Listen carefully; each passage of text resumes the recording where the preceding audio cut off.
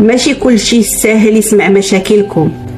كاين اللي غادي يسمعكم غير باش يواسيكم، وكاين اللي باغي يسمعكم غير باش يضحك عليكم.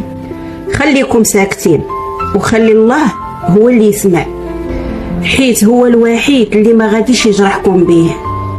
ما تبقاوش تبينوا كلشي، وماشي كل دمعة خاصها تخرج، وماشي كل فرحة خاصها تبان.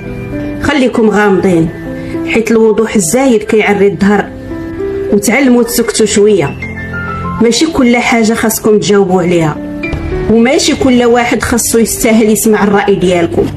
حيت الصمت ماشي ضعف، الصمت ذكاء وقوة وهبة. ملي كتسكتوا كتخليو الناس تحس بحسابكم، وملي ما كتجاوبوش كتخليوهم يغرقوا في التفكير، وملي ما كتشرحوش كتخليو كرامتكم هي اللي تهدر بلا ما تقولوا نتوما شي كلمة. تعلموا تسكتوا في المواقف اللي كتستفزكم، لأن الغوات ما كيبررش المواقف وما كيرجعش الكرامة، ولكن الصمت كيعلمهم شحال نتوما كبار. والصمت كيعلمهم باللي السكت ديالكم ماشي خوف، ولكن احترام نفسك قبل ما يكون ليهم.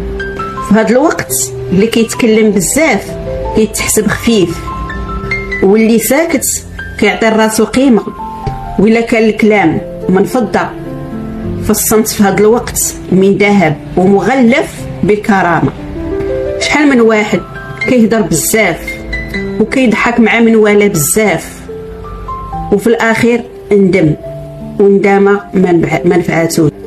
حيت مني كتضحك قدامهم هذيك عا منطقة قلبك، ولكن هما كيشرحوها بالهبيل.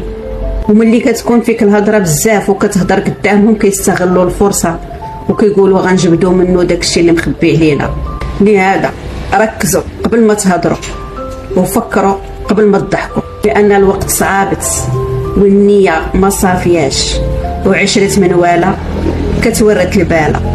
تبارك الله عليكم.